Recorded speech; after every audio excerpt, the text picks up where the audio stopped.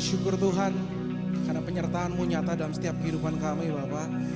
Kami bersyukur Tuhan karena penyertaan-Mu ada dalam setiap langkah kehidupan kami. I have tasted, I have seen the realness of your love for me. It's written on your hands and feet. It's all the evidence I'll ever need. Your love is better than life. I can't even wrap my mind around it. One day, here in your house, better than 1,000 elsewhere. Your love keeps on running, running, keeps on running after me. Keeps on running, running, keeps on running after me. There's no one that can take away. Oh, there's nothing that can separate. Oh, how deep is your love? The greatest love the world has ever seen. Oh, your love is better than life. I can't even wrap my mind around it. One day, here in your house, better than 1,000 elsewhere. Your love keeps on running, running, keeps on running after me. Keeps on running, running, keeps on running after me. Run, run, running, run, run, running, run, run, running after me. Run, run, running, run, run, running, run, run, running after me.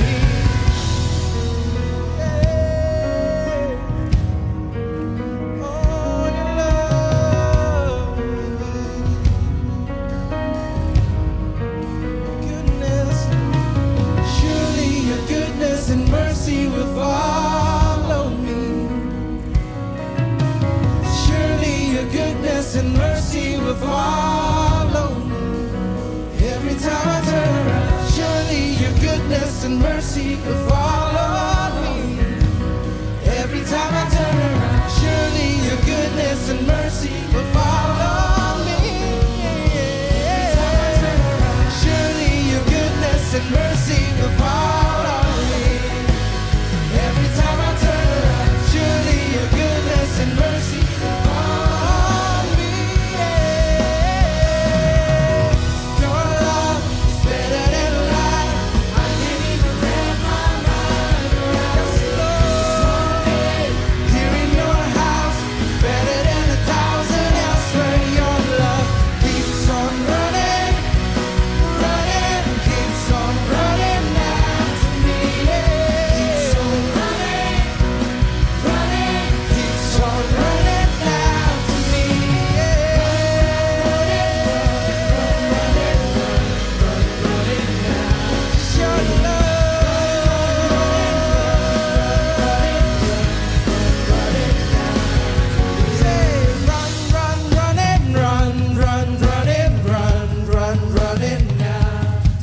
Your love is running after me, Lord. Run, running after me. Run, run, running, run, run, running, run, run, running. She's chasing me, Lord. Run, run, running, run, run, running, run, run, running after me. Yes, we need your love, Lord. I can live without your love. Your love, Lord. We need your love, Lord.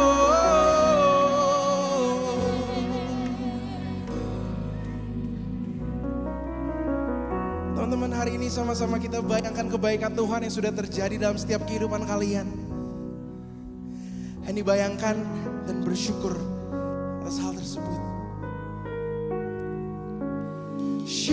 your goodness and mercy will follow me. Every time I turn around, surely your goodness and mercy will follow me. Every time I turn around, surely your goodness and mercy will follow me. Amen. Every time I turn around, surely your goodness and mercy will follow me. Your love is better than life. I can't even wrap my mind around it. 'Cause one day, here in your house is better than 1,000 elsewhere. Your love keeps on running, running, keeps on running out to me. Keeps on running, running, keeps on running out to me. Yeah.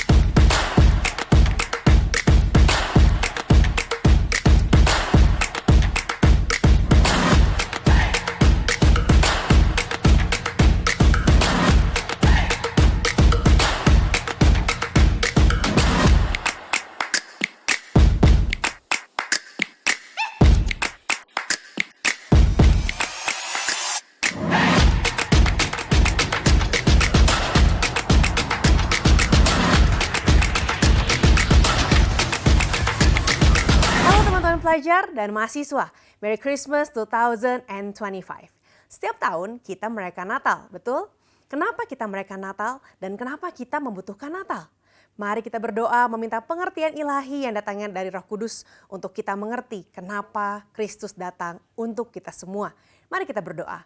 Tuhan Yesus, kami berdoa, berikan kami pengertian, understanding from Holy Spirit about Christmas. Agar kami mengerti mengapa Engkau turun ke dunia untuk menyelamatkan kami semua. Mengapa Engkau turun ke dunia untuk mengerti penderitaan kami. Tuhan, kami minta biar Roh Kudus-Mu yang memenuhi hati setiap kami, melembutkan hati setiap teman-teman yang mengikuti ibadah hari ini. Dalam nama Tuhan Yesus kami berdoa, amin. Teman-teman, coba cek HP kalian. Cek teknologi di sekeliling kita. Handphone kamu pasti udah jauh lebih canggih daripada handphone saya waktu saya seumur kamu. Teman-teman, kita hidup di zaman di mana AI bisa ngerjain PR. AI bisa ngasih jawaban buat kuis-kuis matematika yang kamu nggak ngerti. Kita bisa video call ke ujung dunia, dan saat ini mobil listrik pun makin canggih. Wah, sekarang bukan isi bensin ya, tapi ngecas mobil. Teman-teman, secara intelektual manusia itu jenius. Semua adalah ciptaan manusia. Tapi coba buka feed media sosial kamu atau buka berita. Apa sih yang kita sering lihat hari-hari ini? Kita lihat ada perang, kita lihat ada berita bullying, ada orang-orang yang jadi sangat stres, depresi karena kena bully. Ada berita korupsi, ada berita anak-anak yang mengalami anxiety, kecemasan karena masalah di keluarga atau di sekolah atau di pemerintahan, dan yang kita lihat ada kehancuran. Teman-teman, ada quotes yang bilang seperti ini, we are our own worst enemy. Kita adalah musuh terburuk bagi diri kita sendiri. Kita yang bikin gedung pencakar langit, kita yang invent hal-hal yang luar biasa, tapi kita juga yang jago bikin penghancurnya. Kita punya internet buat belajar, kita tahu cara buat pakai internet, tapi kita pakai sendiri untuk menghancurkan mental orang lain lewat komentar jahat, lewat nyari jawaban contekan, dan akhirnya kita sendiri nggak jadi lebih pintar. Pertanyaannya, kalau kita makin pintar dan kita makin canggih, kenapa dunia makin kacau? Earth is like a spaceship. Kalau dunia ini kayak kapal luar angkasa, kapal luar angkasa itu harus punya sebuah tujuan dan dia punya patokan. Kalau dia nggak punya tujuan, dia akan lost in space. Dia akan helplessly flying at light speed without a compass on a flight plan that make no sense to a destination unknown. Pada akhirnya nggak ada destination-nya. Destination-nya apa? Unknown. Jadi masalahnya bukan secanggih apa kapalnya, bukan secanggih apa softwarenya, tapi yang jadi masalah adalah powernya. Yang jadi masalah adalah penggeraknya. Ada satu analogi menarik. Bayangin teman-teman, kalau kamu punya setrika paling mahal, sekali gosok, sekali semprot, langsung bajunya licin. Atau kamu punya kulkas yang paling canggih, yang bahkan bukan cuma menyimpan makanan, mendinginkan makanan, bisa bikin makanan. Atau kamu punya PS5, punya PC gaming terbaru. Keren banget, desainnya mulus. Tapi kalau kabelnya dicabut dari colokan listrik, benda itu jadi apa? Akhirnya benda itu kalau nggak dicolok dan nggak pernah dicolokin, akhirnya menjadi sebuah sampah mahal. Sampah yang harganya jutaan alias tidak ada fungsinya. Teman-teman, God has designed man in a way that he cannot function without God. Tuhan ngedesain kita supaya kita ini nggak bisa berfungsi sedemikian rupa kalau nggak connect sama Tuhan. Di Yohanes 15 ayat 5 dikatakan begini, Akulah pokok anggur dan kamulah ranting-rantingnya. Barang siapa tinggal di dalam aku dan aku di dalam dia, ia berbuah banyak. Sebab di luar aku kamu tidak dapat berbuat apa-apa. Aku dalam Tuhan, Tuhan dalam aku. Dan dikatakan di luar Tuhan kita tidak dapat berbuat apa-apa. Masalah anak muda sekarang, masalah para pelajar, para mahasiswa zaman sekarang, seringkali bukan gara-gara kurang pintar, bukan gara-gara kurang berbakat. Masalahnya adalah kita mencoba untuk menjalani hidup dengan kemampuan kita, dengan tenaga kita, dengan baterai kita sendiri, tanpa kita tercolok ke sumbernya. Kita nggak connect sama Tuhan kita.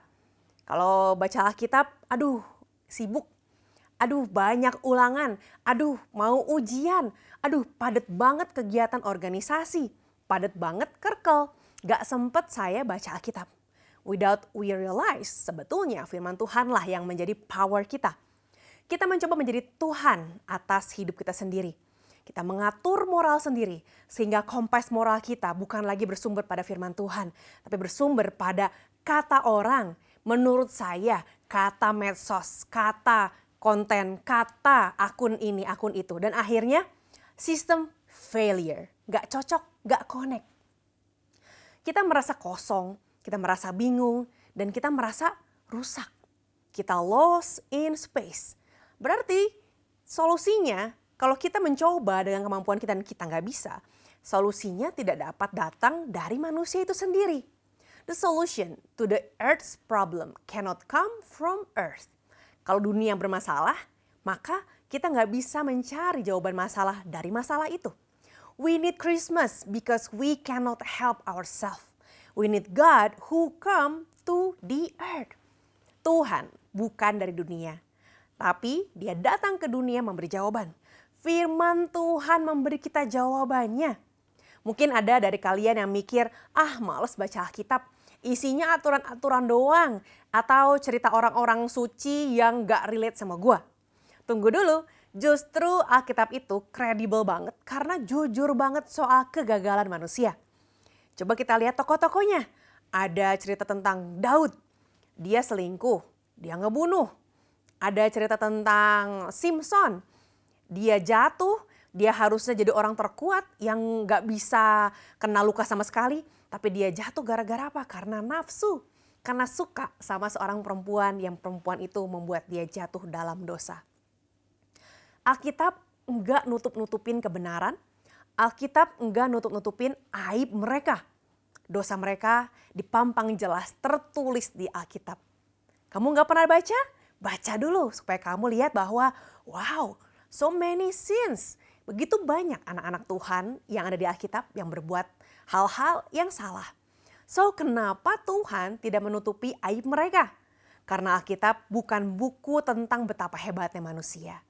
Tapi Alkitab adalah buku yang menuliskan tentang betapa rusaknya manusia dan betapa butuhnya kita akan Tuhan.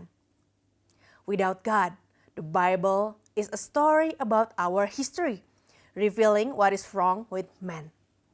Jadi kalau kamu merasa hidupmu berantakan, hidupmu kacau balau, penuh dosa, salah-salahnya banyak banget atau rusak, congratulations. Kamu adalah kandidat yang tepat untuk membaca Alkitab. itu adalah buku untuk kita yang gak sempurna. Coba cek ke dirimu sendiri. Am I perfect? Kalau kamu ngerasa gak sempurna, kamu ngerasa banyak salah dan banyak ketakutan, itulah kenapa Alkitab ada buat kamu. Di Yesaya 9, Alkitab menuliskan tentang kabar baik untuk kita semua. Yesaya itu ditulis bahkan sebelum ada Yesus, sebelum ada hari Natal yang kita rayakan sekarang ya. Kita baca sama-sama di Yesaya ke-9. Ayat yang pertama dibilang begini, tetapi tidak selamanya akan ada kesuraman untuk negeri yang terimpit itu. Friends, kalau kamu merasa sedang terimpit, firman ini buat kamu. Dikatakan bahwa tidak selamanya Tuhan membiarkan ada kesuraman dalam hidupmu. Kalau dahulu Tuhan merendahkan tanah Zebulon dan tanah Naftali, maka di kemudian hari ia akan memuliakan jalan ke laut daerah seberang sungai Yordan, wilayah bangsa-bangsa lain. Kata yang dia jelaskan di sini, wilayah daerah seberang sungai Yordan, wilayah yang memuliakan jalan ke laut, itu adalah daerah di mana tempat Tuhan Yesus lahir. Jadi sebelum Yesus lahir, Nabi Yesaya sudah menuliskannya. Ini adalah sebuah nubuatan yang hanya bisa dituliskan oleh Tuhan sendiri yang mewahyukan kepada Nabi Yesaya. Ayat yang kedua dikatakan, bangsa yang berjalan di dalam kegelapan telah melihat terang yang besar. Mereka yang diam di negeri kekelaman, atasnya terang telah bersinar. Di sini ditulis bahwa awalnya mereka dalam kegelapan. Sama seperti hidup manusia. Awalnya dalam kegelapan. Tapi dikatakan ada yang membawa terang. Ayat yang ke-6, siapa yang membawa terang? Dari sejak lama ditulis begini. Sebab seorang anak telah lahir untuk kita, seorang putra telah diberikan untuk kita. Lambang pemerintahan ada di atas bahunya dan namanya disebut orang penasihat ajaib, Allah yang perkasa, Bapa yang kekal, Raja damai.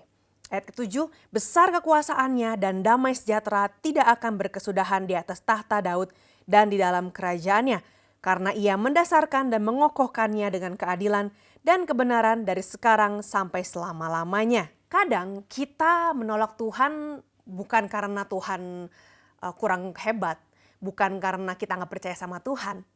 Kalau kita lihat dari Yesaya 9 tadi, dia bahkan sudah memberikan nubuatan akan kelahiran Sang Juru Selamat.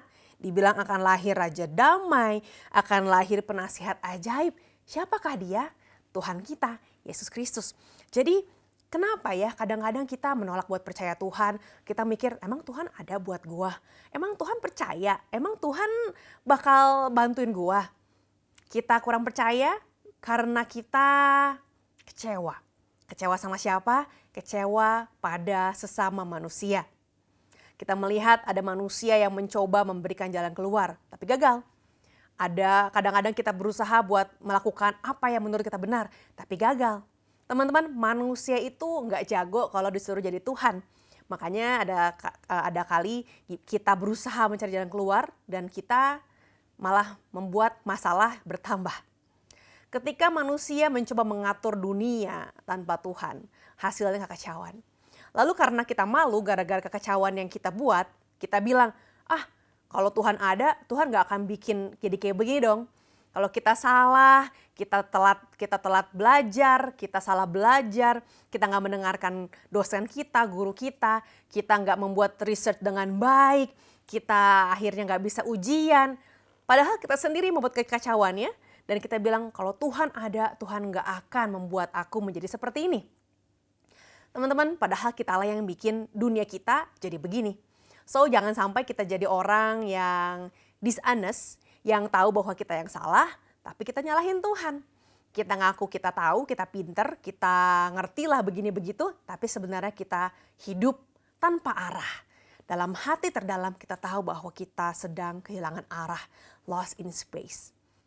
Tuhan memberikan jawaban yang bukan dari bumi, tapi dari surga. Not from the earth, but from the heaven. Pertolongan Tuhan tersebut adalah apa yang kita rayakan sekarang, Christmas. Di Lukas 2 ayat 10 dikatakan begini, lalu kata malaikat itu kepada mereka, jangan takut. Teman-teman tahu gak sih kata-kata jangan takut itu disebut sering banget dalam Alkitab dari perjanjian lama sampai perjanjian baru. Itu adalah the most phrase yang paling sering diucapkan, jangan takut. Berarti kita paling sering takut ya teman-teman. Christmas adalah tentang kita mendapatkan pertolongan. Kita lanjut, dikatakan begini, jangan takut sebab sesungguhnya aku memberitakan kepadamu kesukaan besar untuk seluruh bangsa. Hari ini telah lahir bagimu juru selamat, yaitu Kristus Tuhan di kota Daud. Teman-teman, ini adalah jawaban, ini adalah pemenuhan nubuatan yang ditulis di Yesaya 9. Dikatakan bahwa telah lahir bagimu juru selamat, Kristus Tuhan.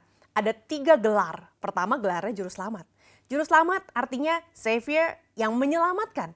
Menyelamatkan engkau dari masalah-masalahmu.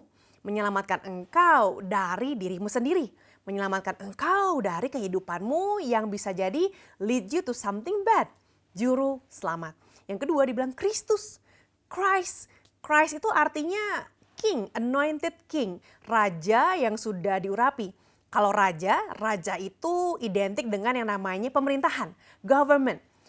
Tuhan Yesus, dia lahir bukan cuma nyelamatin, tapi dia juga adalah sang raja.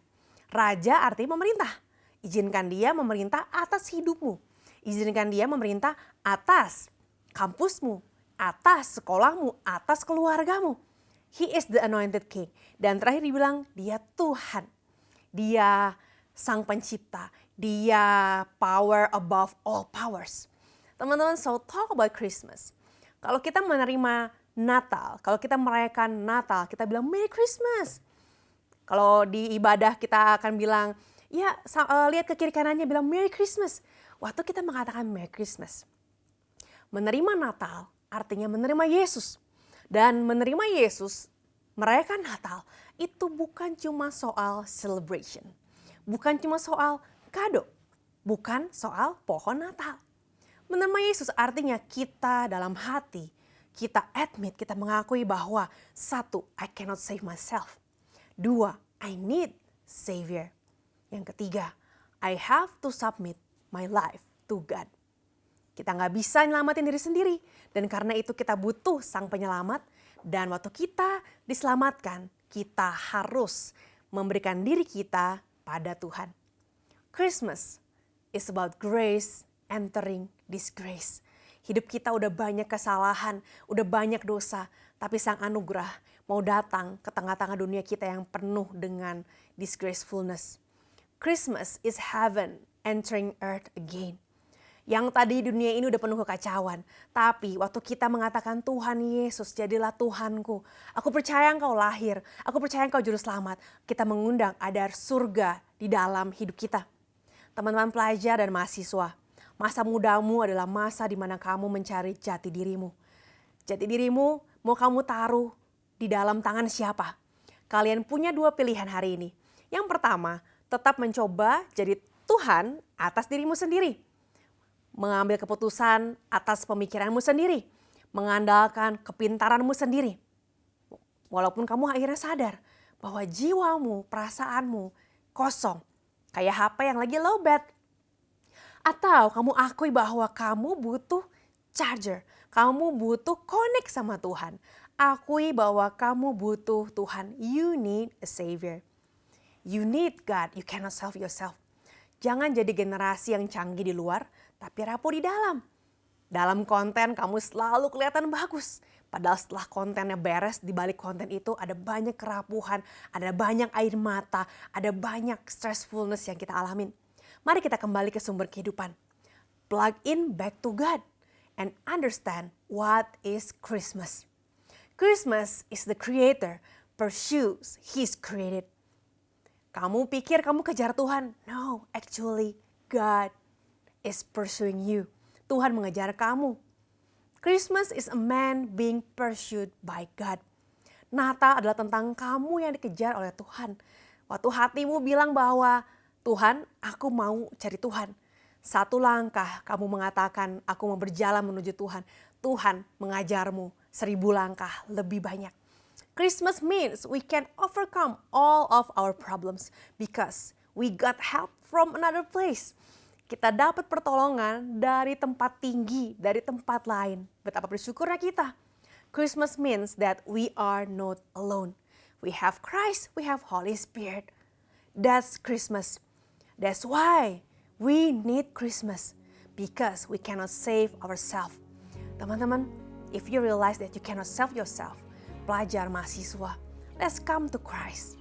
He is the one who able to save you. Let's pray.